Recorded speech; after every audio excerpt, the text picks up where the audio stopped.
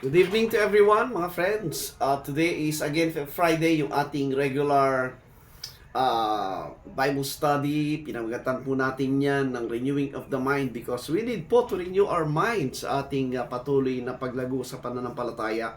And that is the work of God sa mga believers po. Ang binabago po ng Diyos ay yung isipan. But again, God is using po the scriptures to change the mind. Kaya yung mga mananampalataya, they must be student of the Bible. They should be a Bible student, hindi lang po yung mga pumapasok sa mga seminaries. Before po tayo mag-start sa ating study, as always po, I would like to render a song po for the Lord, and this is my testimony that without the Lord Jesus Christ, without God's reaching His hand for me, ay talagang totally lost po ako in my life, na walang pag-asa, sa buhay na walang direksyon, until I came to know the Lord through His book po. Talagang nagbago po lahat. And there are things in the life of a certain man na even yung friends, kamag-anak, hindi alam ang nangyayari sa kanya, that before you knew it, that person po is already po having a intimate relationship and communication with the God of the Bible, and suddenly nagkakaroon po ng bago at ibang direction po yung kanyang pag-iisip at buhay. So I would like to sing a song, and this is a testimony po of my life when I came to know the Lord Jesus Christ and found this faith ng Panginoon. Listen po sa message and hope you'll be blessed po.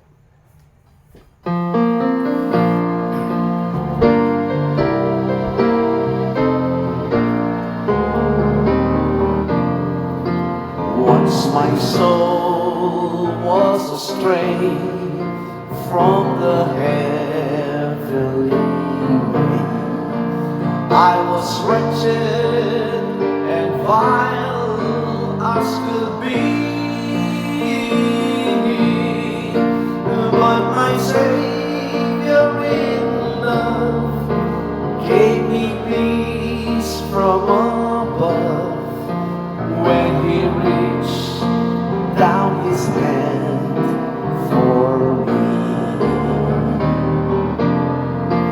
When my Savior reached down for me, when He reached way down for me, I was lost and undone, without God or His Son, when He reached down His hand for me. I was near to despair when He came to me there, and He showed me that I should be free. Then He lifted my feet, gave me gladness complete, when He reached down His hand for me. When my Savior reached down for me, when He reached way down for me, I was lost and undone, without God or His Son, when He reached down His hand for me.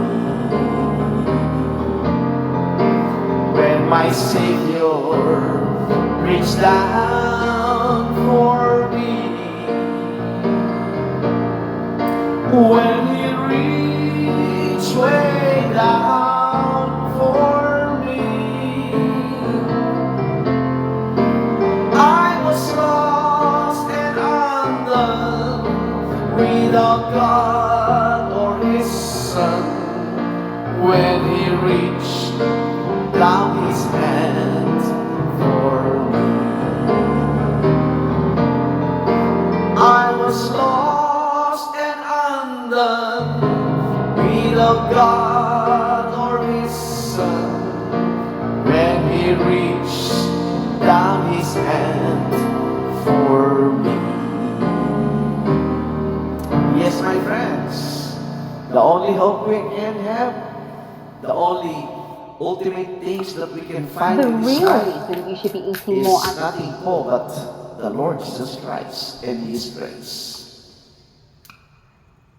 So again po, thank you so much sa mga friends natin who are following po, who are listening, who are studying with us. Ang topic po natin is about, as I have posted po, is about the last days, the last times, and the Antichrist. Yan po yung mahalaga sa ating study. Alam po ninyo sa mga, for how many years na, since the day po that I came to know the Lord Jesus Christ and have an interest po sa pagbabasa ng Bible and exploring po yung different religious group and listening to them as I was then po seeking, naghahanap ng mga kasagutan sa buhay, naghahanap ng kasagutan kung anong totoo about the things of God and about the things of the Bible. Pero alam nyo, for a newly enlightened mind, ay ano po talagang mahirap makita yung katotohanan, especially nowadays because of many different religions. Sabi nga nung 30 or 40 years ago, napakahabang panahon pero ang bilis po ng panahon. Ang tingin ko po nun sa mga religion ay parang mga department store. Kanya-kanyang gimmick at kanya-kanyang engganyo sa mga tao. But then again, ang aking pinaka-goal po that time is to understand really, ano ba yung laman ng Bible na yan?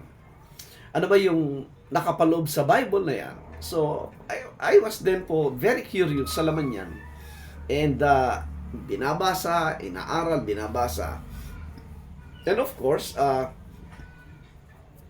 maraming question. Gusto mo makita buo yung unawa sa Biblia. Pero again, if you are involved po sa religion, sa mga organization, yes, you can form po some ideas, some belief diyan as you stay with some group and studying with them. Pero again po, still ang dami pong questions na lumalabas. And sometimes hindi mo makita yung sagot talaga. And you know, when you came to to have a personal desire to read the Bible and study it, doon po unti-unti magkakaroon ka ng understanding, and I know God is the one opening up the things sa buhay ng isang sincere and honest seeker of the truth. Ang Diyos po ang magbubukas sa opportunity for us to see things. Just like this topic po natin. I'm sure po yung mga kung meron mga bago nanonood po sa atin ngayon ay hindi makakapaniwala.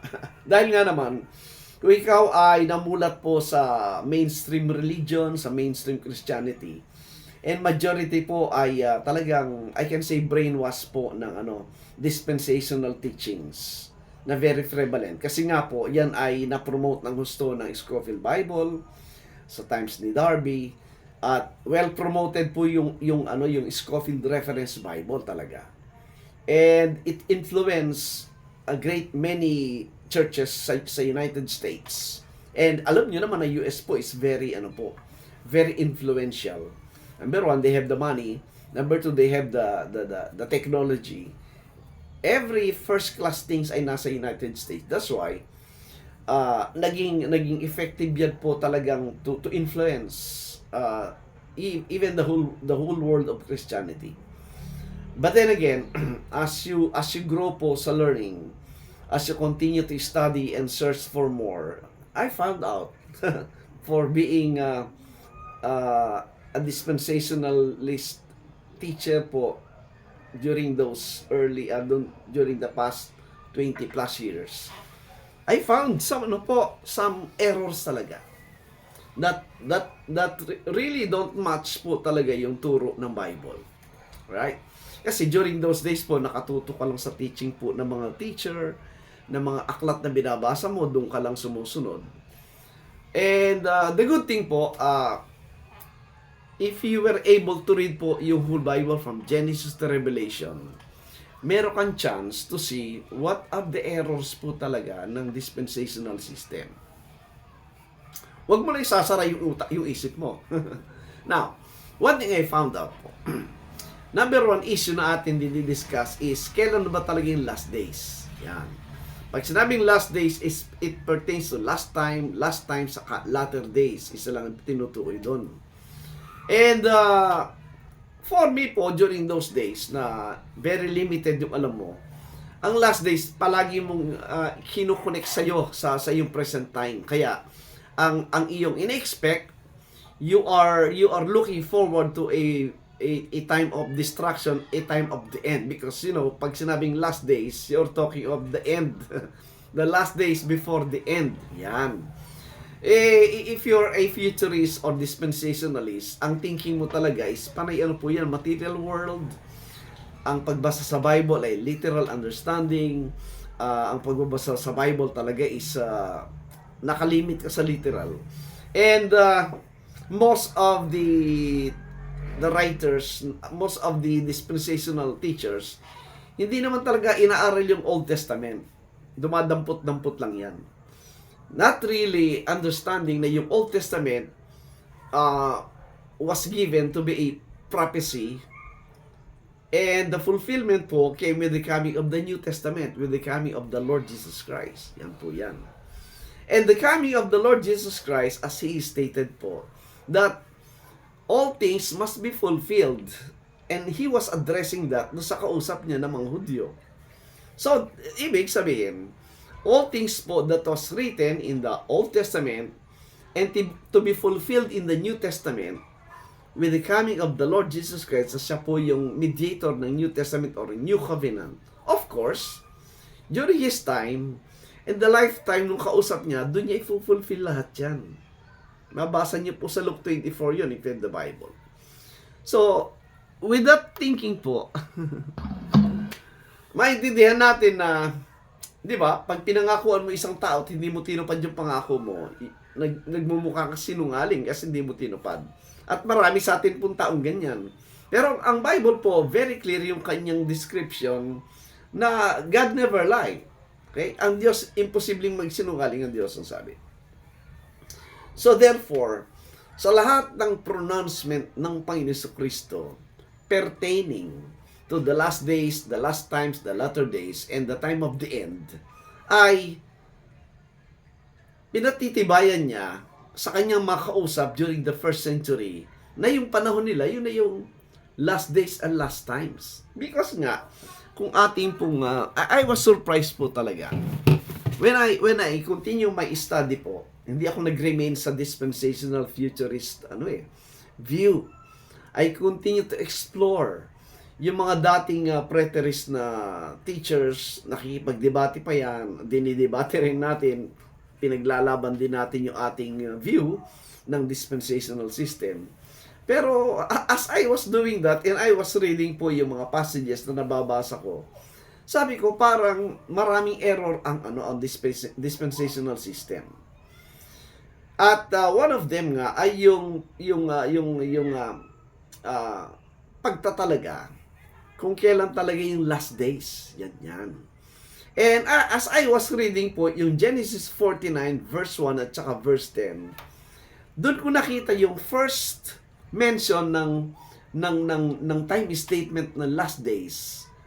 If you have the Bible, tingnan niyo po Genesis 49 verse 1 na yung last days po ay referring always dun sa Old Covenant nation Israel. If you're reading Genesis 49:1 po, si Jacob po yung kinausap yung kanyang 12 sons. Alam natin ng 12 sons, yun na naging 12 tribes, yun po yung bumuo ng nation Israel. At doon sa sinabi niya sa Genesis 49:1, in-enumerate po lahat yan sa bawat tribes, right? Hanggang dumating ka sa verse 10, ang culmination ng sinasabing fulfillment ng last days at yung kanyang mark as the beginning of the last days is the coming of Shiloh, which is the Messiah, the Christ, right? So therefore, ang mark, ang beginning ng last days ay maliwanag na tinukoy doon sa pagdating po ng Messiah ng Kristo. Now, bakit ganon? Bakit sa pagdating ng Messiah o ng Kristo, pagpasok ng New Testament ay nandoon nga ang last days? Then, I read po yung Zechariah chapter 9, verse 9 and verse 10. Yun pala yun. With the coming of the Messiah, ang sabi niya, dala-dala niya yung judgment. Alright? And salvation. Pero before the judgment, because merong offer ng salvation, hindi mo na iginawad yung judgment, kundi ang sabi sa Zechariah 9, 9 and 10, He speak peace, right? And yung sinabing He speak peace, ibig sabihin, binibigyan ng time yung kausap niya mga Hudyo na eksakto po yung message ni John the Baptist na repentance, right? Giving them a chance to change their mind, to repent and go back to God. Yun po yung makita nating makita nating scenario. And by the way, ang pinuntahan ng Panginoon Kristo sa primary audience po niya is walang iba kundi yung House of Israel. You can find that sa Matthew 15 at saka sa Matthew 10. Nakasulat pong lahat doon. So therefore, you have to determine nga po yan. At dito nga po lang natutunan yan na although common sense siya, pero marami pong futurist friend natin, mga dispensational friend natin, matatawa ka ngayon, kasi they neglect yung basic rule of reading any literature. What are the basic rule? The basic rule number 1 is you have to observe sino yung speaker o yung writer. Right? Mahalaga yon kasi dapat mo ma-determine sino yung nagsasalita o sino yung sumulat. Yan. Secondly, sino yung kausap o sino yung sinulatan, which is yung audience niya. Yan. I-observe mo yon. Ikaw bang kinakausap o ibang tao? Kaya po, when you talk of the Bible is, ang kinakausap dyan at yung sinulatan dyan, hindi tayo. Kundi yung mga tao nung first century sa New Testament at yung mga tao nung BC period during the Old Testament or Covenant. Yan po ay plain and simple observation po whenever you read any kind of literature. Yan po yan. So, dito ko po naintindihan yan na, oo nga naman, pag binasa mo, titignan mo sino yung speaker, sino audience, at pangatlo, anong pinag-usapan? What are they talking about? Yan po yan. And makita natin po sa New Testament na lahat ng pronouncement ng Panginoon doon in terms of judgment, particular, yun po ay referring, ina-address niya yun doon sa first century Jews. Alright? Bakit sila yung ina-address lang niya, hindi lahat ng tao? Di ba? May Canaanite woman na lumapit sa kanya, sabi niya, hindi niya pinapansin, yung mga apostles hindi rin inaasikaso, tinataboy pa nga. Ano sabi ng Panginoon? I am not come, diba? But for the lost sheep of the house of Israel. Yan. The same din po yung kanyang commission o utos sa 12 apostles. Sabi niya, huwag kayong pupunta sa mga Gentiles. Ang puntahan niyo yung lost sheep of the house of Israel. So, yan po yan.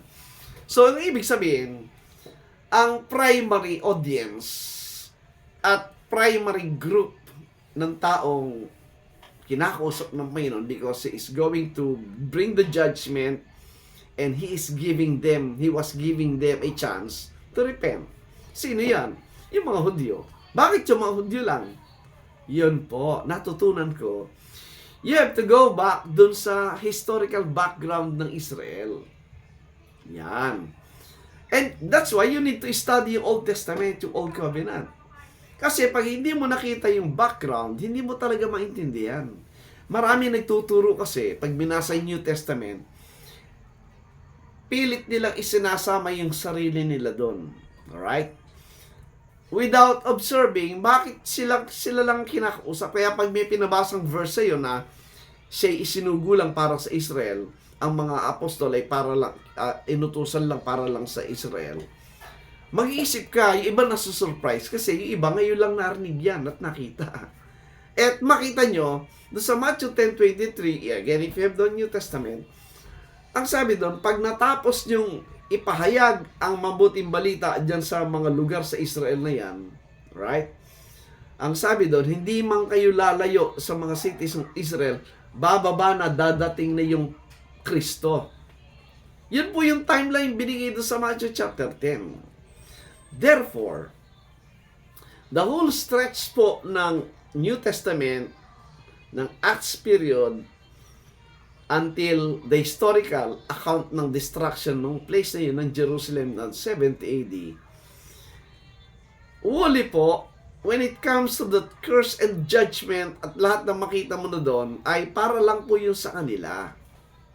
Tayo mga Gentiles, ang mga Gentiles po, we are just a secondary recipient of God's grace as revealed po sa New Testament.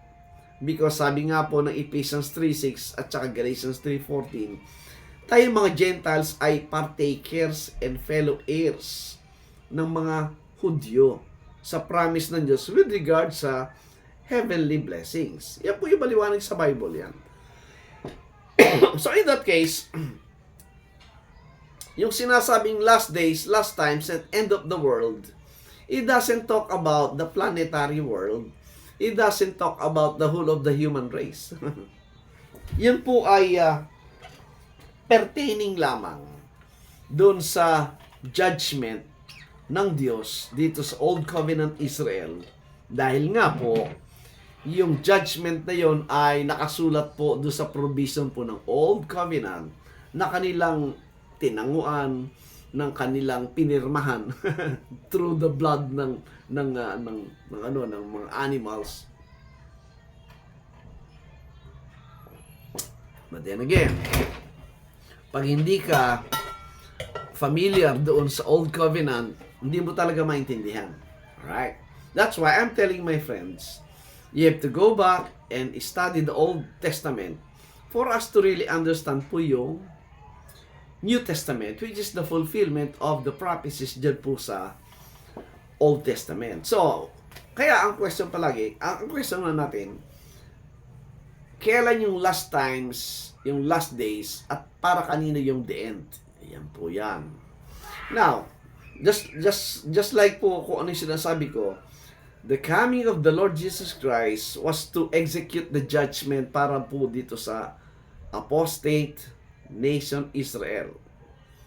Because of yung kanilang pagtalikod sa Diyos, yung paglabag po nila sa kanilang covenant sa Diyos, yung po yung call of repentance na sinasabi ni John the Baptist.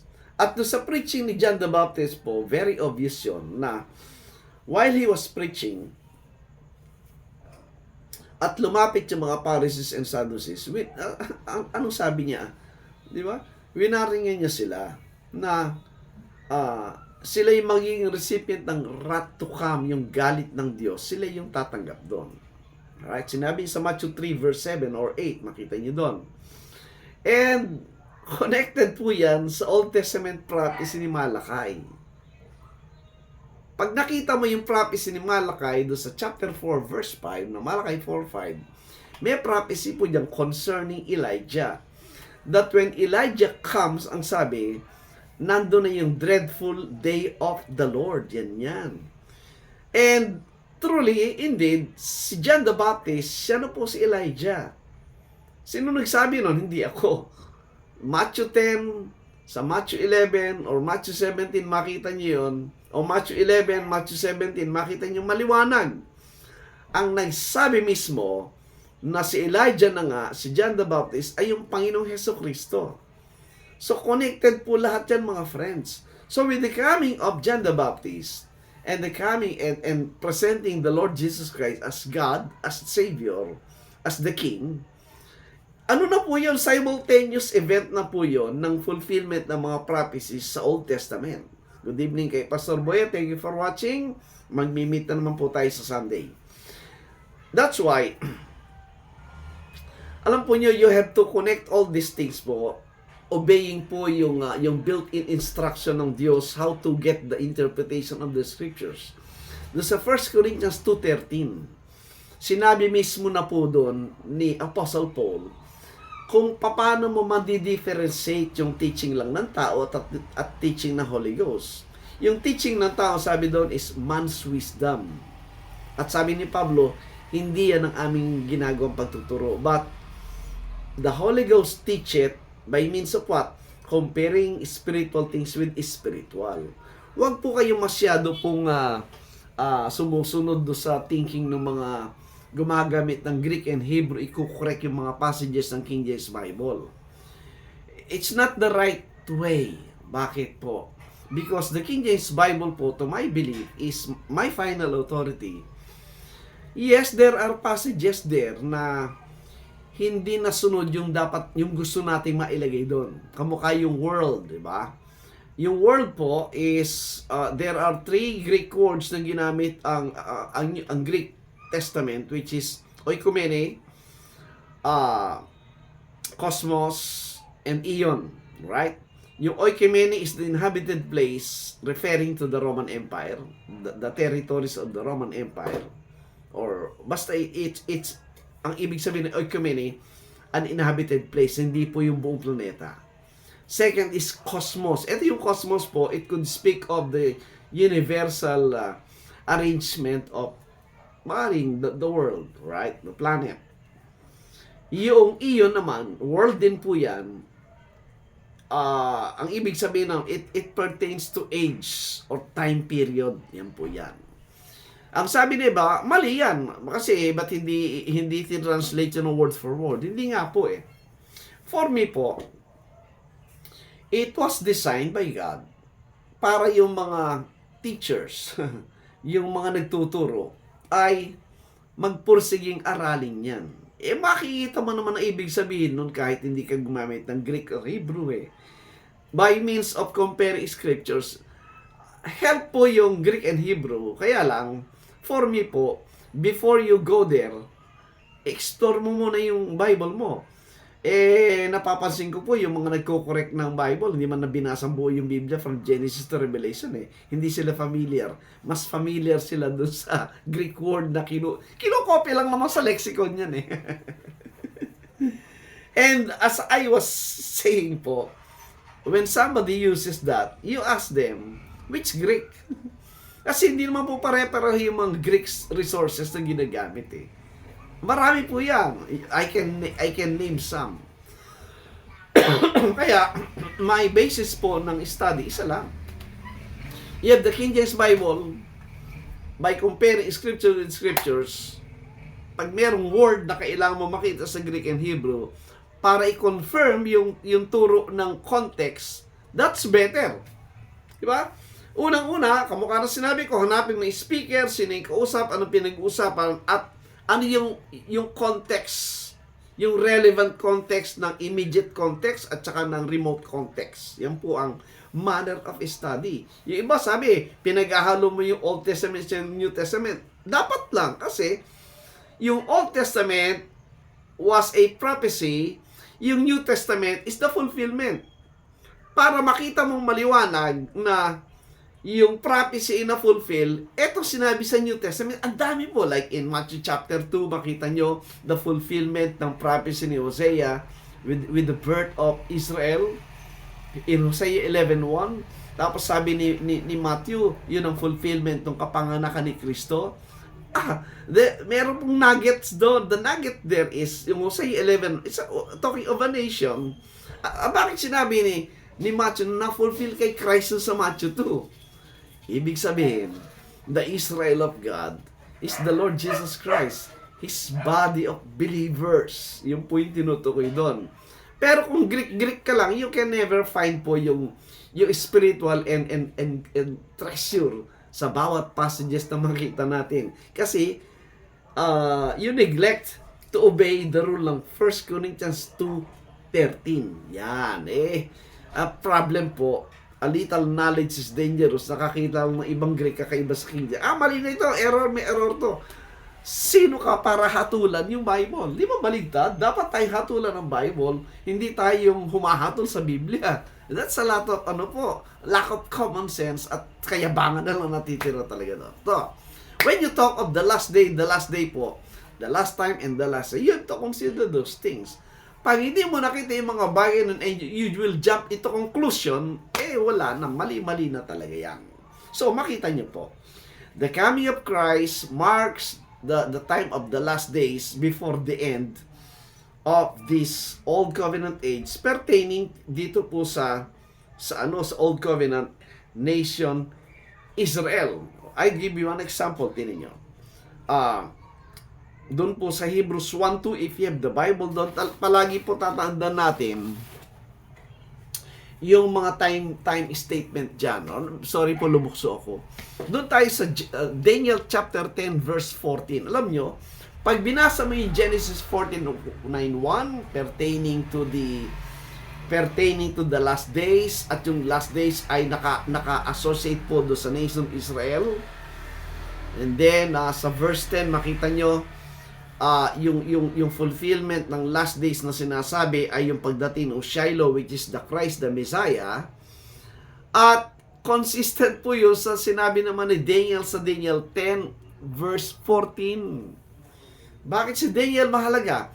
Because si Daniel po, yung buong book of Daniel, ang pinag-uusapan po doon ay yung 4 great empires na pinakita sa prophecy, referring to that dream ni Nebuchadnezzar, yung image ng isang estatwa na isang metallic statue ng gold, silver, brass, iron, yan po yan. Iron and clay, yan po yan. So, it refers po doon sa 4 great Gentile empires na nag-rule sa buong mundo. And with the coming of the stone, mabasa mo doon, which is the Lord Jesus Christ, it destroys po yung 4 empires, nag-collapse yun. Why? At ang sabi, nung nag-collapse yun, yung stone ay naging isang great mountain that draws, that spread out, and yun po yung everlasting kingdom ng ating Panginoon Kristo, ending the times of the Gentiles, destroying the time of the Old Covenant system. And here comes the New Covenant, wherein ang sabi doon, His kingdom, the increase of His kingdom shall be no end, ang sabi niya. So therefore, the last days and the last times na tinutukoy po ay hindi pertaining sa ating time, kundi sa time ng period na pagdating ng Kristo at nag-start na po yung kanyang execution ng judgment while offering peace. Kaya nga sa Romans 10, pag binasa nyo, merong preaching ng gospel of peace primarily for the Jewish people po yon, for them to repent of their violation, disobedience do sa kanilang kontrata ng tinawag na Old Covenant. So, we're talking of the end of the Old Covenant system. Now, pag sinabi po yung Old Covenant na yan, yun po yung tinutukoy na pag nag-end po yung Old Covenant, every elements ng Old Covenant, kasabay pong mawawala ng lahat nun. Now, how will you get the elements? Ang element po, basic understanding, ibig sabihin po yung foundation, yung basic principle, yung rudimentary, yung mga pundasyon ng isang bagay para maitayo siya. And the Old Covenant system po, ang kanyang element na tinutukoy ay yung laws, yung temple, yung mga people, the Old Covenant people of Israel, yung nation mismo, yung city ng Jerusalem. Yan po tinutukoy din, mga friends. That is why with the coming of the Christ, nag-start na po yung last days, latter times, last time and last time. So, if that is the case, kung ako'y tama, dapat mababasa natin sa Biblia yon, na sa panahon na yon, naroon na rin po yung presence ng Antichrist. naroon na rin po yung time ng tribulation period. Naroon na rin po yung time ng pertaining sa end of the world.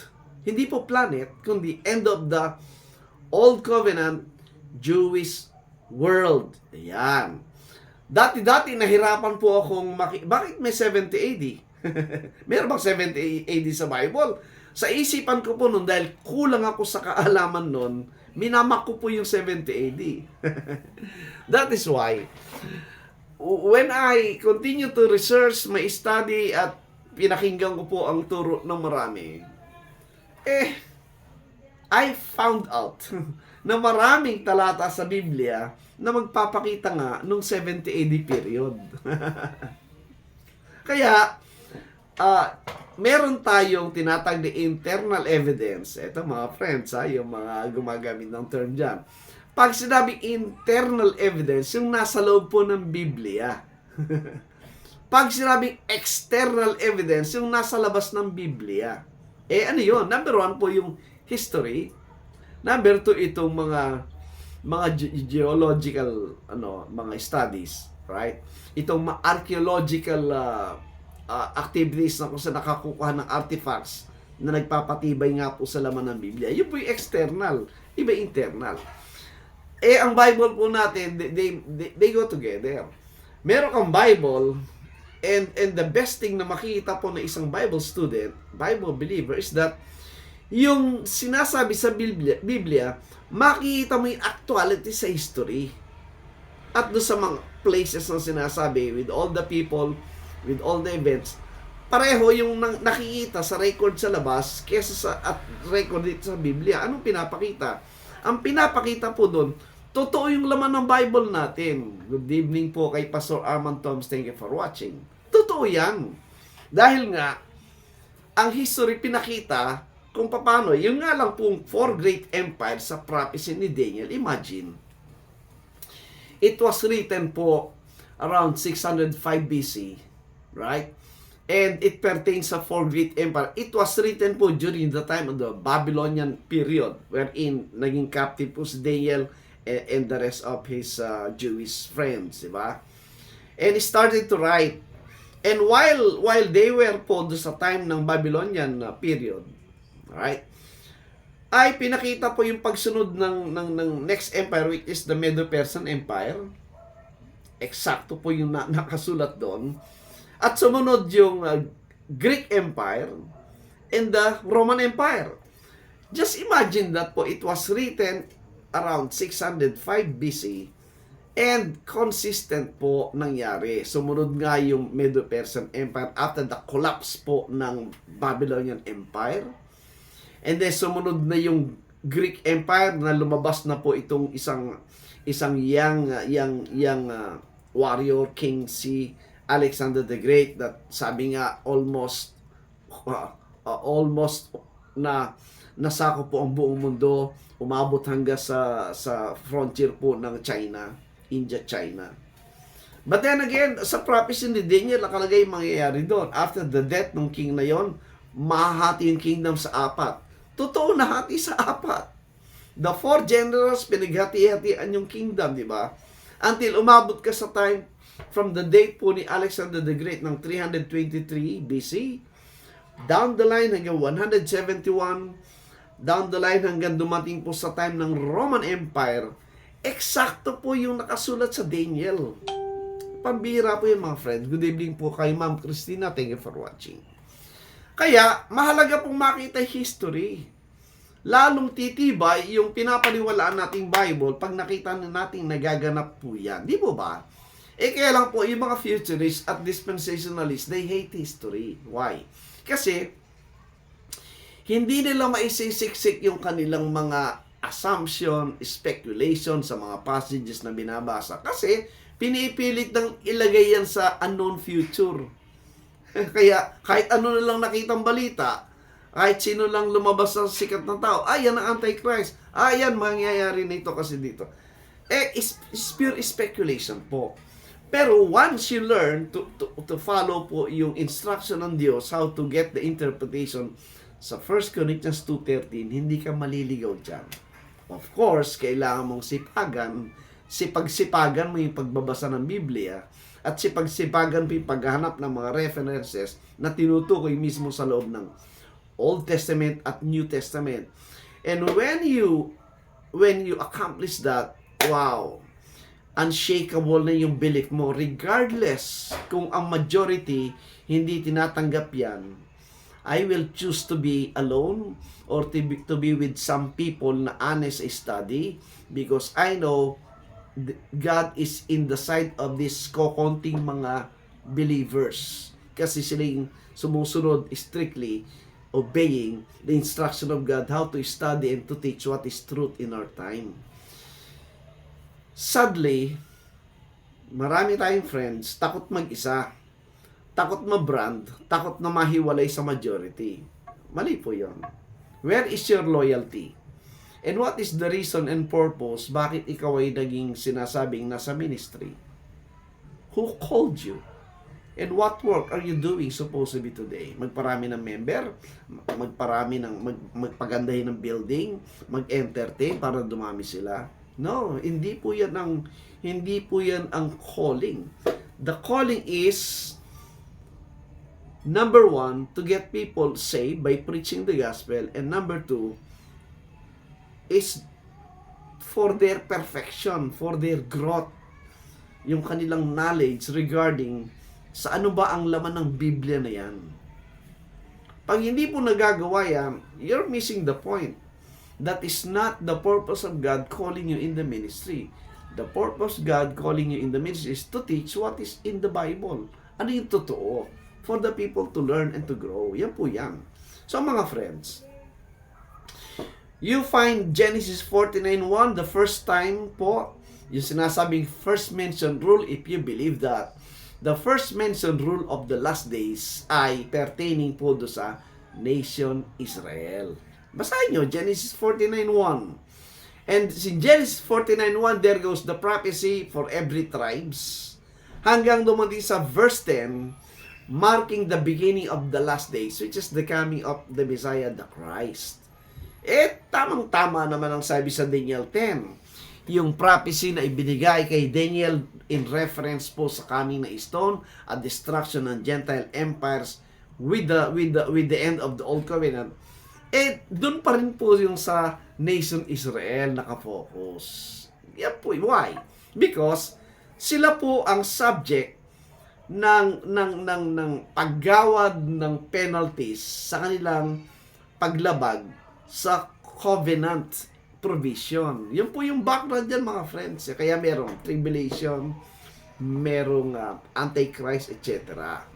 Now, so with that, makita nyo, kung last days na po, last times na yon, ay tama lang na yung antichrist dapat naroon na. Naroon na po. Basahin po natin. Sa 1 John 2:18 po, tingnan nyo. Kung may Bible kayo, you mark it, you write it, at tingnan nyo maigi. Ano ba sabi ni John? Yung ba Antichrist ay nasa panahon nila o wala pa sa panahon nila? Ang sabi sa 1 John, one of the epistle po ni Apostle John, 1 John chapter 2, verse 18, tingnan nyo po. Ayan o. If you have the Bible, mark it. Ano sabi doon? Little children, it is the last time. Again po, pag binabasa nyo, you have to observe po yung grammar. Basic lang naman yung is eh. Pag sinabing is, hindi yan was. Ang is po is what? Is in the present tense. Habang sinusulat ni John, sabi niya, it is the last time. So habang sinusulat ni John yung epistle na ito, nandoon na sila sa huling panahon. Bakit sinabing last time? Kasi malapit na yung the end sa kanilang time po yan. So yung time nila ay already the last time. Alright.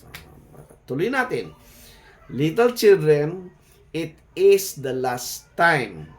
And as ye have heard that Antichrist shall come, Antichrist pinag-uusapan, even now are there many Antichrist, whereby we know, inulit niya, that it is the last time. Imagine, no, sa opening po ng verse, last time tinutukoy, sa closing po ng verse, inulit niya, ni-reiterate niya na ito na yung huling panahon. So, di ba, very clear yan?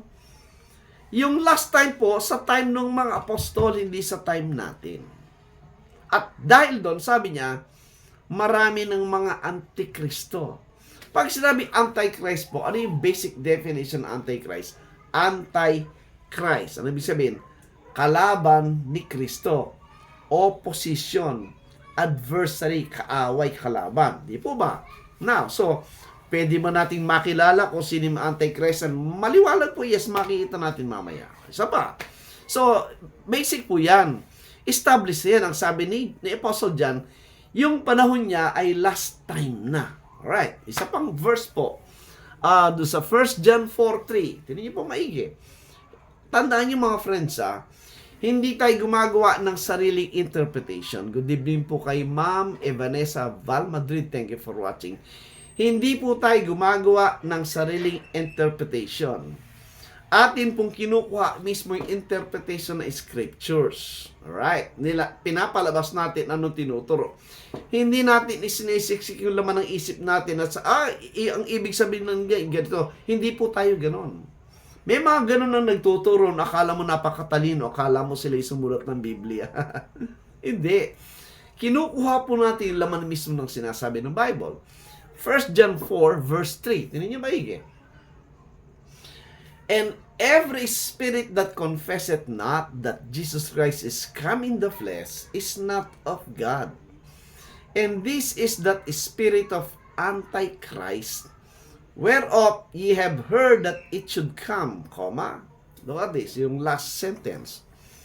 And even now, already is it in the world. Pambihira po yung huling talata na yun. Yung huling mga statement na yun, punong-puno. Sabi niya, even now, ano even now? Ngayon, already, ay naririto na ang alin? Naririto na sa mundo, already is, again, hindi po future yon, hindi past tense. Sa time nila, present tense. Already is it in the world. Sino? Yung Antichrist, ang sabi niya, nandun sa time nila. Alright, so we have two testimonies mismo ni John. 1 John 2, sabi niya, it is the last time, kaya marami Antikristo. 1 John 4:3, sinabi niya, naririto na espiritu na Antichrist. Alam nyo, sa context, sinong pinapalagayan dyan? Sino ba hindi tumatanggap na si Kristo ay nagkatawang tao? Yung mga Hudyo. They cannot believe that Jesus is the Christ. Yan po iso dyan. They cannot believe that Jesus is that God manifest in the flesh. Why? Kasi nga naman, nakita nilang lumaki si Kristo. Lumaki sa pamilya ng karpinterong si Joseph at may issue. Pinagbibintangan po si Kristong anak ng pagkakasala sa fornication. Why? O nga naman. Nung si Mary ay nag-engage si Joseph at si Mary, nag-engage sila. The problem is, hindi pa nagsisiping, biglang nabuntis si Mary. Good evening kay Brother Ed Natural. Thank you for watching. Abay, mismong si Joseph, gusto niya iwanan si Mary kasi isip niya, ba't biglang nabuntis? May ibang lalaki yatang gumalaw, di ba? Pero, kinausap sa ng angel at piniliwanag at naintindihan niya. Pero yung mga taong nasa paligid, hindi. Di ba? If you read John chapter 8, one of the parang pasaring sa Panginoon Jesucristo, nung pinag-uusapan yung pagiging anak ni Abraham, sabi niya, kami hindi kami pinanganak sa pagkakasala. We're not born out of fornication. Sexual connotation yon ng kasalanan. Bakit binanggit na mga Hudyo? Ay, pinaparinggan po si Jesucristo kasi they cannot believe that Jesus is that God that incarnate in the flesh. Yan po sinasabi ng 1 John 4. Kaya sabi niya, kung sino man nagsasabing si Jesus Christ ay hindi nagkatawang tao, siya nasa kanya spirit na Antikristo. Yun po mababasa natin. Kaya sabi sa 3, at narito na ngayon ang sabi niya. Right, so that's John. Right? Sino pa? Ito pa po. Si Pablo po, sinabi niya sa time na yan, that during that Acts period, ay naroroon na nga po yung Antichrist. Tingnan niyo po, 2 Thessalonians chapter 2. Alam niyo, if you will just believe the Bible more than anything else, basahin niyo muna yung Bible bago niyo hatulan kung ano yan. And the proper way to study is, huwag mo sabing, mali ito, mali yan, mali. No. Study it first. I'd rather read the Bible and explore everything in it and obey 1 Corinthians 2:13, comparing scriptures, and you will find the true definition by means of many witnesses within. Di ba? Ano naman yan, di ba? Ang basic principle para makita mo yung truth is, ang sabi, the truth will be established from 2 or 3 witnesses. And therefore, if there are issues in the Bible, ang magre-resolve niya kung ano ibig sabihin, yun ding scriptures. Why go out of the scriptures and you make yourself the judge? That's foolishness po yun. That's kayabangan yun. That's ego. And that's, if you want to talk about the devil, that's the devil's work. Diba? Now, 2 Thessalonians chapter 2, verse 3. Ano sabi diyan? Eto, tinan nyo. Again, when you read the passages in the Bible, the basic observation dapat ng grammar, yan by past tense, yan by present tense, yan by future tense. Tinan nyo. 2 Thessalonians 2, verse 3. Ano sabi doon? Let no man deceive you by any means, for that day shall not come, except there come a falling away first, and that man of sin be revealed, the son of perdition. The man of sin, yan po yung Antichrist during the time. The one that opposed the Lord Jesus Christ. Verse 4, you know. Who opposed? That's one characteristic po ng Antichrist. An oppositor, opposition. Who opposed and exalted himself above all that is called God. Yan, alright? Pansin nyo, pag nabasa niyo yung opposite po, yan po yung Old English ng progressive word na opposing, nasa progressive tense. Ibig sabihin, that during the time, nag-exist itong man of sin, kinakalaban niya na yung Diyos. And sabi, exalted. In the modern English, mag-exalting himself. Ibig sabihin sa progressive tense, na during the time, itinataas niya ang sarili niya at nilalabanan niya na ang Diyos. Ano pa sabi? Above all that is called God or that is worship, so that He as God, seated. Pag sinabi seated po, sitting in the temple of God. Yung Antichrist, nandun sa temple that was existing during that time.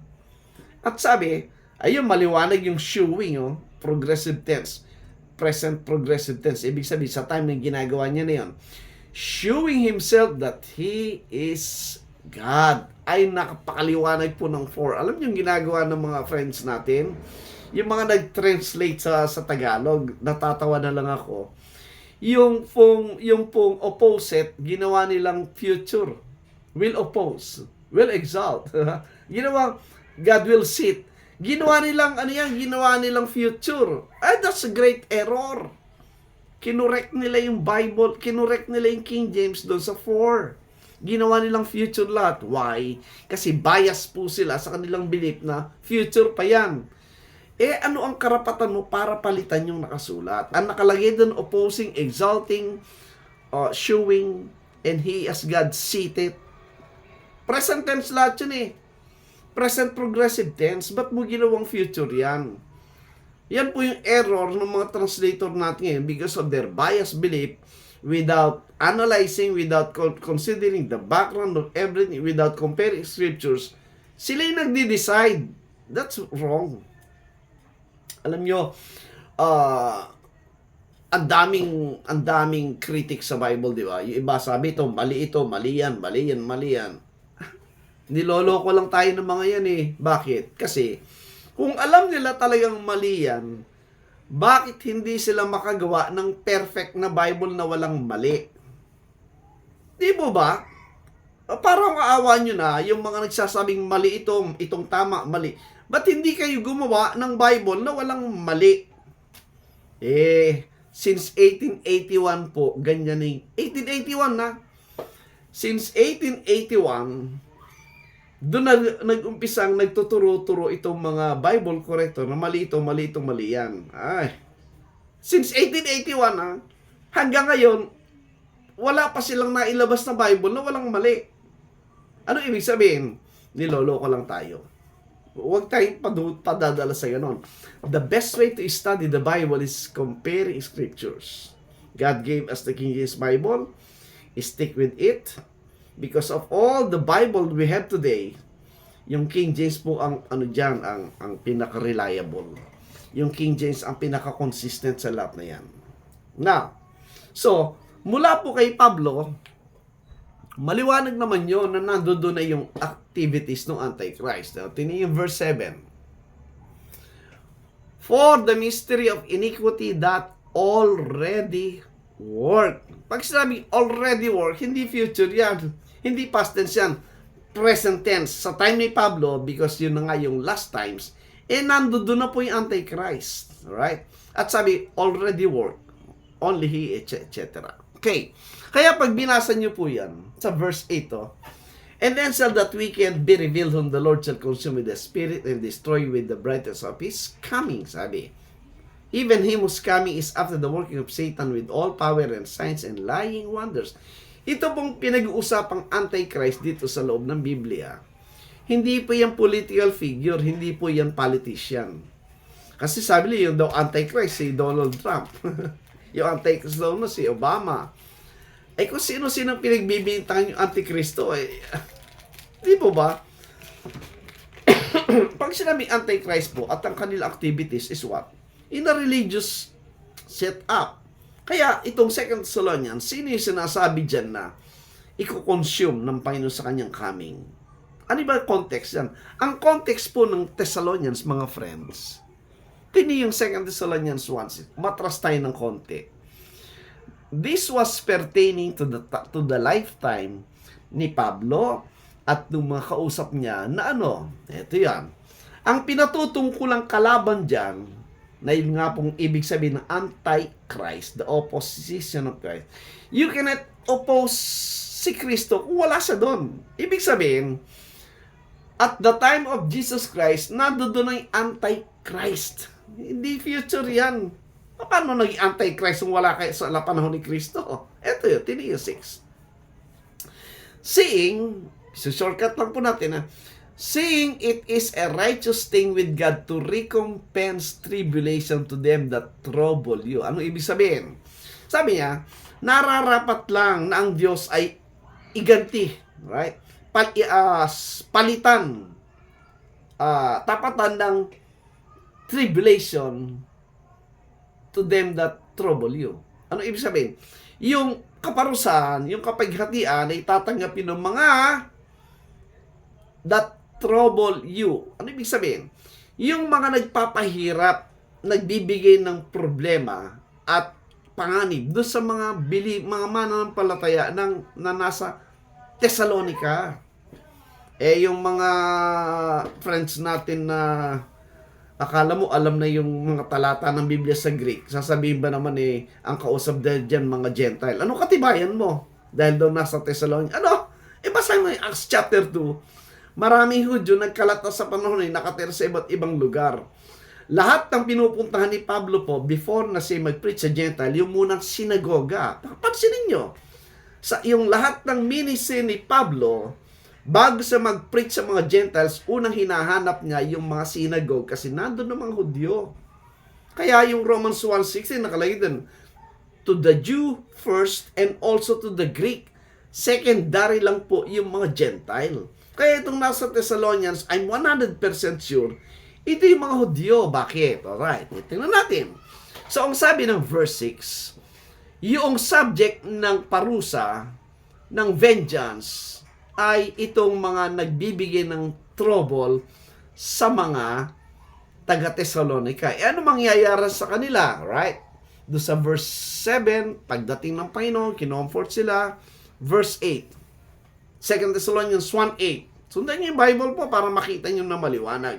Ano sabi ni 8? In flaming fire, taking vengeance on them that know not God and that obey not the gospel of our Lord Jesus Christ. Verse 9, who shall be punished with everlasting destruction from the presence of the Lord, etc. Now, sa mga kulang sa pag-aaral po ng background ng Thessalonians, sasabihin ni God, iyan ang mangyayari sa future sa mga taong hindi sumunod kay Kristo. Bakit ginamitan ng salitang vengeance? Ano ba kasalanan ginawa ko kung di man ako ligtas o yung mga taong nariyan para paghigantihan ni Kristo?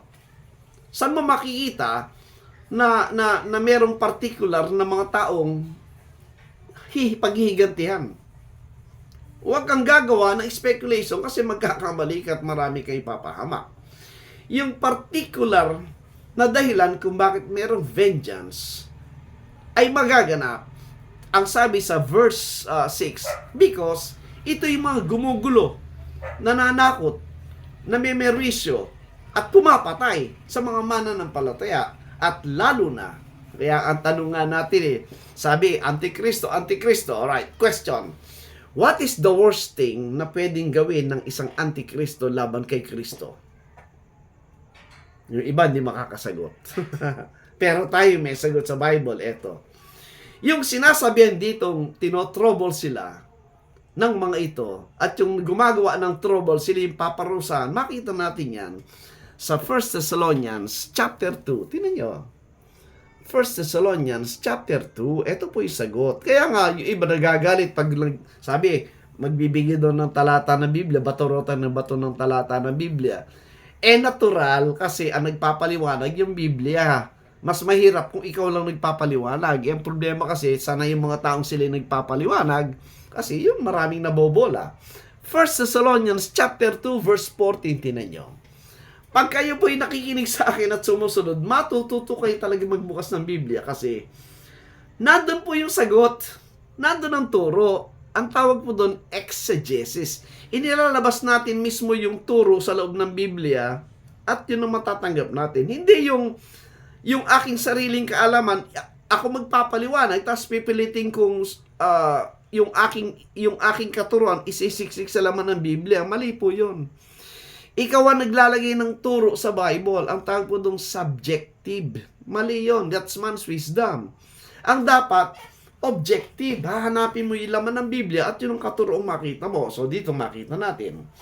Sino ang pinatutungkulang parurusahan ng eternal fire of vengeance dahil gumugulo sa mga Thessalonians? Ito, tinan yung 14. 1 Thessalonians 2:14. Ito po isagot to. Ang sabi ng 14, for ye, brethren, became followers of the churches of God which in Judea are in Christ Jesus. For ye also have suffered like things of your own countrymen, even as they have of the Jews. Kaliwanag nun. Itong mga Thessalonica, mga Hudyo po yan. At sila'y dumanas din mula sa kamay ng kanilang kababayan, yung countrymen. At sinabi, sila nga yung mga Hudyo. Sino mga Hudyo tinutukoy? Ano ang ginawang kasalanan ng mga Hudyo na ito? Sa 15, verse 15. Maliwanag po yan. Who both killed the Lord Jesus and their own prophets and have persecuted us, and they please not God and are contrary to all men. Kaya ang tanong natin kanina, what is the worst thing that an Antichrist can accomplish against the Lord Jesus Christ? Hindi nila masasagot yun kasi baka hindi pa nabasa ito. Itong 15 po, yung patayin mo ba yung Hesus Kristo? Patayin mo mga propeta? Patayin mo yung mga mananampalataya at usigin yung mga mananampalataya? Magagawa ba yan sa future ng sinasabi Antichrist? They cannot. Papatayin uli yung Kristo? They cannot. Di po ba? Kaya very clear po mga friends yung description ng Antichrist ay nandun sa time ni Kristo. Again, babalik ka po sa prophecy ni Daniel. Very consistent. Ano yung prophecy? Pag dumating stone sa time ng feet, at yung time ng feet, yung time ng iron and clay. Sino yung stone? The Lord Jesus Christ. Sino yung feet? Yung Rome. But then again, para ma-assume mo anong period of time, aralin mo yung history ng Rome. Bakit dumating sa iron? From monarch to republic to military empire, yun po yung description ng military empire, matigas as iron. That's the time po ng rule ng Rome as naging military empire. Nag-start kay Julius Caesar, Augustus Caesar, Tiberius, Caligula, Claudius, Nero, Galba, etc. Yun po yun. O ano katibayan natin na yun na nga yung fulfillment? Kailan ba pinanganak si Kristo? Kailan ba pinanganak yung stone? Hindi ba sa time ng faith at time ng iron and clay? Sino yung iron? The Roman Empire. Sino yung clay? Yung apostate Israel. Di ba partner silang dalawa? Matibay ito po mga kapatid. Kung talaga hinahanap mo turo ng Bible, ito pinapakita natin. Na sa time ni Kristo, kinaharap niya na yung Antikristo. Yung Roman Empire, binak-upan niya yung apostate Israel. Yun po yung nasa Revelation 17, nakasakay yung woman do sa beast. At sa Revelation 13, may dalawang beast. Beast out of the sea and beast out of the earth which is the land pertaining to Israel or Jerusalem. Pagdating kay Pilate, sino yung kaharap ni Kristo? Sino yung nagbintang sa kanya ng maling bintang na siya lumalaban sa kaharian ni Caesar at gustong itapol down yung kingdom ni Caesar? Yung mga religious crowd, yung high priest and the Pharisees and the Sadducees, the rest. Sino may kapangyarihan magpako kay Kristo? Hindi yung mga Hudyo. Sino? Si Pilate. Kaya they need Pilate. Siya yung political power. Ito yung religious crowd, which is the apostate Israel. Partnership yon. Kailan hinarap nung stone? Sa time ni Pilate. John 18 and 19. Dumating stone, nag-confront do sa feet, winasak yung iron and clay. Kailan nangyari? During the period ng first century. I came now to understand these things. Why? Because I have read my Bible for several times at kaya ko na i-connect yan kasi nabasa ko yung Bible ko. Kung hindi mo pa nababasa yung Bible, hindi mo mapapaniwala to. Why? Kasi ang laman ng isip mo, yung turo ng dispensational system. Na brainwash ka doon. Kaya if it goes against do sa iyong presupposition na naisiksik sa isip mo ng mga libro ng mga tao, you cannot accept these facts ng scriptures. Ayun o, sila yung pumatay kay Kristo. Sila yung antikristo. Consistent ang sinabi ni John, consistent ang sinabi ni Paul, na naroon na yung antichrist at time. Why? Because it's now the last days and nearing the time of the end. Right? Now, tingnan nyo, mga friends. Hebrews 9:26. Hebrews 9:26. Hindi po tayo dito gumagawa ng sariling unawa, mga kaibigan. Binabasa natin ang scriptures, ina-analyze natin ang scriptures, and we are trying to compare with other scriptures kung sila po yung magtutugma. Eksakto naman, ano sabi ng Hebrews 9:26. Isulat nyo po and study this. For there must he often have suffered since the foundation of the world. But now once in the end of the world, hath he appeared to put away sin by the sacrifice of himself. Kailan nangyari yung he appeared to put away sin by the sacrifice of himself? Kailan yon? Sa cross.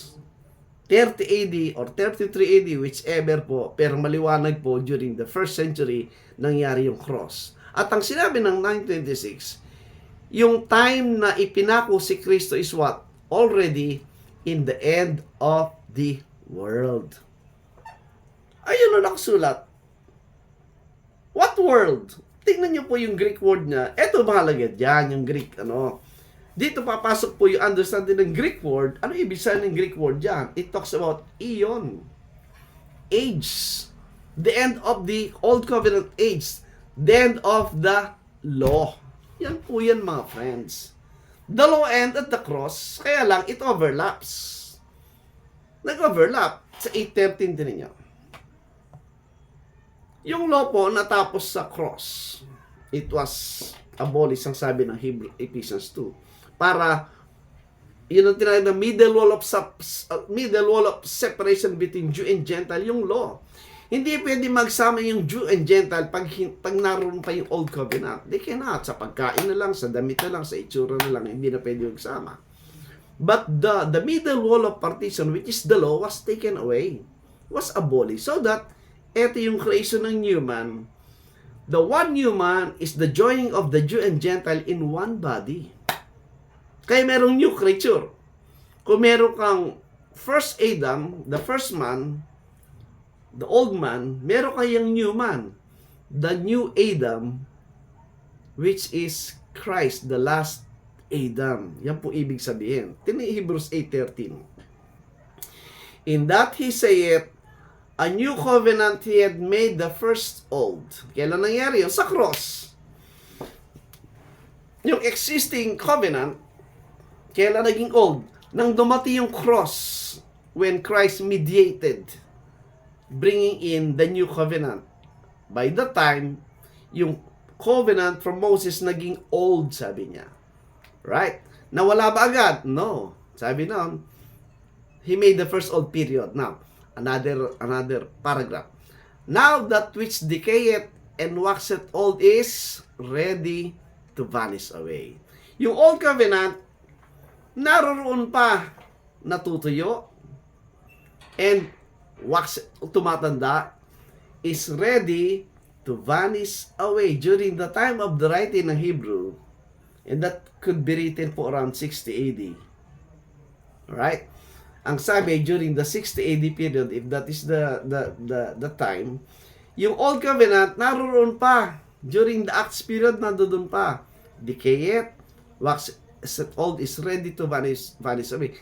That will explain bakit sa Acts chapter 10, Acts 21, ang mga apostles, ang mga believer ni Kristo, nag-observe pa ng law. Why? Because nandoon pa yung temple, nandoon pa yung priesthood, sige pa sa pag-aalay and everything, nandoon pa yung holy city, Jerusalem, everything is going well, nandoon pa yung nation Israel, everything is going well. Ang question, kailan nag-vanish away ang Old Covenant? Kasi, they are in the last days of the end of the Old Covenant. Tama? Yun po yung mababasa natin.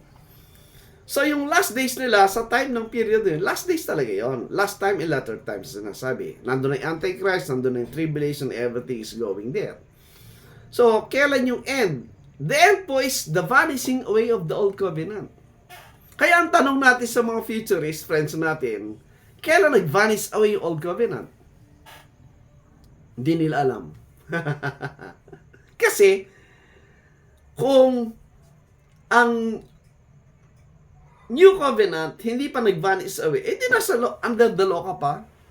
Nandiyan ka pa sa covenant ng law. Kung if that is the case, kung nandun pa yung Old Covenant, tama. Nandiyan pa ibang Hudyo. Nandiyan pa yung law. Sunod-sunod na lahat yan. So, nandiyan na naman ang tribulation. Babalik ka lahat sa basic. Good evening po kay Brother Alfredo Camantong. Thank you for watching. Babalik ka sa basic. Imagine, tinapos ni Kristo yung law. Tapos ibabalik mo yung law? That's foolishness. Sabi nga, gumagawa uli ng third temple eh. Bakit gagawa ng physical temple sa Jerusalem? Kasi daw, dadating daw yung Kristo. At ibabalik daw uli yung mga sacrifice ng mga... That's foolishness. So, uulitin mo na naman, si Kristo ipapako uli. Come on. Very clear po in scriptures, mga friends, that these things po were settled at the cross, that this covenant po vanished away. Kailan nag-vanish away yung Old Covenant? Aba, siyempre, nung nawala lahat ng elements ng Old Covenant. Yung sinasabi ni Peter, yung 2 Peter 3:10. Kasi nga, ang isip ng mga friends natin, yung 2 Peter 3:10 na end of the world is end of the planet Earth. Hindi. Wala sinasabi yun. Yung 2 Peter 3:10. But the day of the Lord will come as a thief in the night, in the which the heavens shall pass away with a great noise, and the elements shall melt with fervent heat. The earth also, and those that are therein shall be burned up. Ang pinag-usapan dito, heavens and earth, right? Now, Ang ginagawa interpretation dyan, ginagawang planet Earth dyan, which they don't have any proof. Ang proof natin dyan, ang pinaka-center po ng 10 na ito is what? The elements shall melt with fervent heat. Question, anong elements dyan? Tinuro na natin last time yan.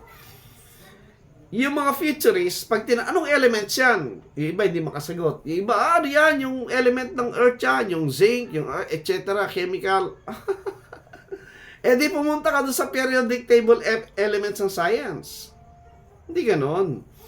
Ang magde-define ko ng elements na yan para maintindihan natin at yung tinuro Peter, yung sinasabi ni Pablo din. Bakit si Pablo at si Peter? Pareho ba sinasabi? Yes, tinan nyo.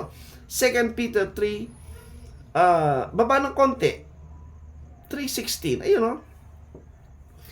As also in all his epistles, speaking them of these things, sabi niya, in which are some things hard to be understood, which they that are unlearned and unstable rest, as they do also the other scriptures, unto their own destruction. If you cannot accept the rule of interpretation mismo ng scriptures, you are resting, pinapalipot ng scriptures because of your preconceived thoughts of your brainwash teaching na nasa iyo na yon. Pero dito, si Pablo at si Peter pareho nang sinasabi. So pareho sila ng unawa sa elements kanina. Balik tayo sa 2 Peter 3:10. So therefore, yung elements na sinasabi dito ni Peter ay yung tinuturo ni Pablo na elements. Ano bang elements na tinuturo ni Pablo? Galatians 4. Tinan nyo maigi mga friends sa Galatians chapter 4. Verse 1, verse 2, verse 3. Sabi sa verse 3, sila'y bondage under the what? Verse 3. Even so we, when we were children, were in bondage under the elements of the world. Alright. Again, these Galatians people are Jewish people na nakatira sa Galatian area, but then they got saved. Sila yung mga first and primary member of the local churches na inikutan ni Pablo sa area ng Galatia, sa Syria, sa Asia Minor, sa Greece, Turkey, yung places po na yan. Yan. Good evening kay Sister Iris Liwanag. Thank you for watching. Therefore, anong elements ang tinutukoy niya? The law, yun no, nando sa verse 2, 3, kaya sabi sa 4, sila elements ng bondage, sila bondage ng elements ng world na yan, ano yun? But when the fullness of the time was come, God sent forth His Son made of woman, made under the law, verse 4, to redeem them that were under the law, that we might receive the adoption of sons. Yung bondage na element na tinutukoy is the law itself, the old covenant. O, baba pa natin ng konti para maliwanag. Ayun, diniretso na ni Pablo. Verse 9, Galatians 4:9. But now, after that ye have known God, or rather are known of God, how ye turn ye again to the weak and beggarly elements, whereunto ye desire again to be bondage. Yung element is the law. And the context of Galatia, bakit ba sinulat ni Pablo yung Galatian letter? Because by the time that he was in Antioch, after finishing yung kanyang missionary journey sa Galatian area, nabalitaan niya ng merong mga Judaizers na sumunod at tinwist yung teaching nila, at yung mga Galatian people na confused, kaya iba bumalik uli sa law. Kaya ito yung context. Bakit kayo nagbabondage again? Bakit kayo bumabalik dyan sa law na magpailalim kayo ulit? Sabi kaya sa 10, you observe days and months and times and years. Alright? So, binalik iisip nila doon sa law, which is the element of the old covenant. Yan po yung very clear, mga kapatid dyan. And makita nyo po, in other passages, ang tinutukoy din na sinasabi niyang elements of the same meaning, iba lang word na ginamit is what? Yung rudiments, the word rudiments, ay, madaling maintindihan yan. Synonym yan ng element. Ano ibig sabihin? Ito yung mga pangunahing foundation ng alin? Ng Old Covenant. Which is kaya babalik ka doon sa law eh. Okay? Babalik ka dyan sa law. Therefore, mga friends, hindi ko makita pero maliwanag po doon sinabi, yung rudiments na tinutukoy, rudiments. Ayan. Rudiments. Okay, ayan. Tiniyak. Kaya, Colossians 2:8. Ang sabi doon? Colossians 2:20. Ito, wherefore, if ye be dead with Christ from the rudiments of the world. Pag sinabi rudiments, elements din ang ibig sabihin nun. Ibang word lang ginamit. Why as though living in the world are they subject to ordinances? Touch not, taste not, handle not, which are all to perish, ang sabi. Again, the law. Tinutukoy po mga friends. So, in that sense po, they were already in the last days and very near na po yung end. End of what? End of the old covenant world. Kaya sinabi yung Hebrews 8:13 kanina, it's now decaying, it waxeth old and is ready to vanish away. Kailan nag-vanish away yung old covenant? Hindi masasagot po ng mga futurists dyan. Pero tayo sinagot ng Bible, nag-vanish away ang old covenant because at the time sinabi ni Peter, nasunog lahat, nawasak lahat yung elements. Ano yun? The temple, the city, the people, the land itself. Kailan nangyari? 70 AD. Wala kang pupuntahan po except that period of time because that's history.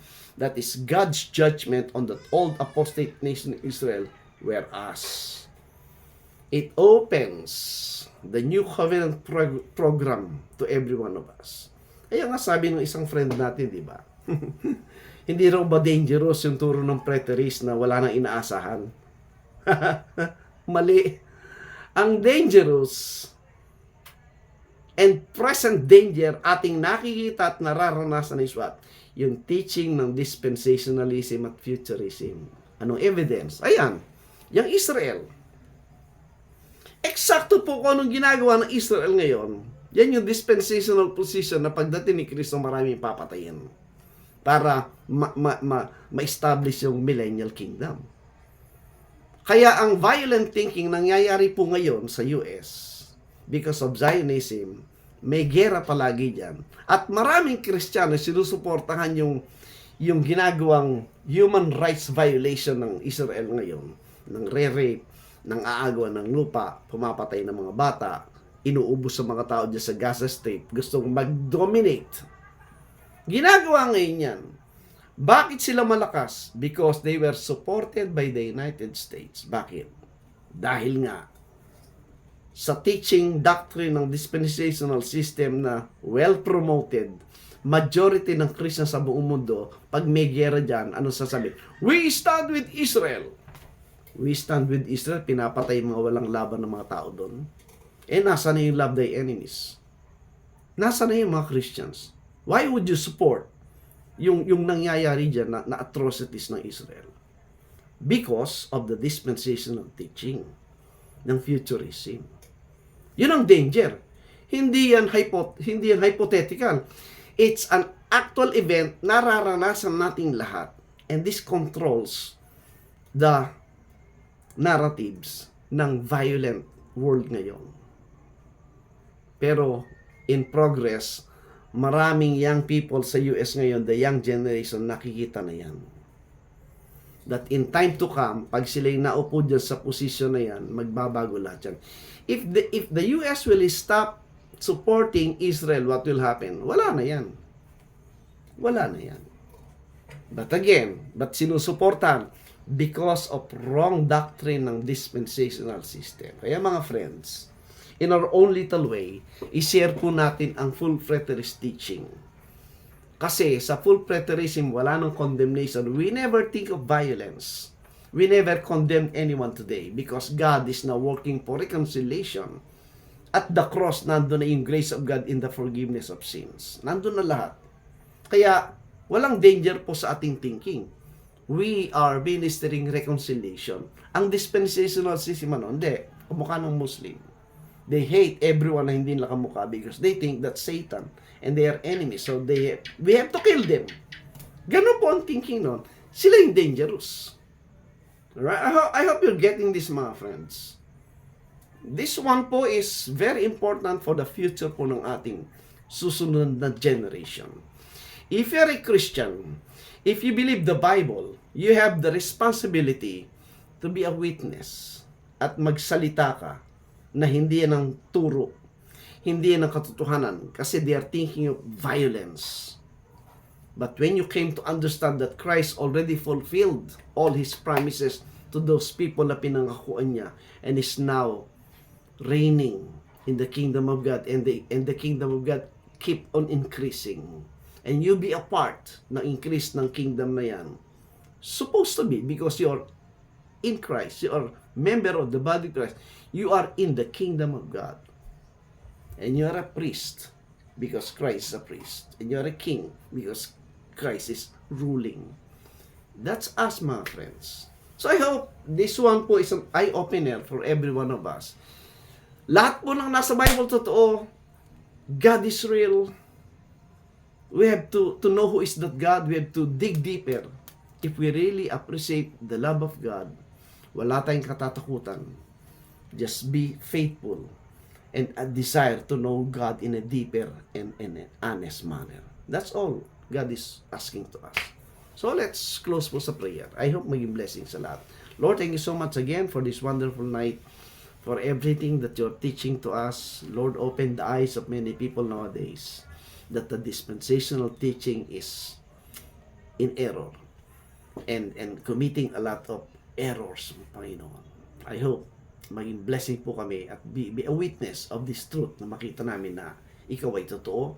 Lahat ay iyong ginawa na upang kami mabuhay at mapagpala, Panginoon. Thank you so much to God for the viewers na kasama ko, and open their eyes and their heart and mind and to be a witness, Panginoon, of this light. We thank you, O God, in the precious name of our Lord and Savior Jesus Christ. Amen. Maraming salamat po sa lahat, sa mga viewers natin dyan.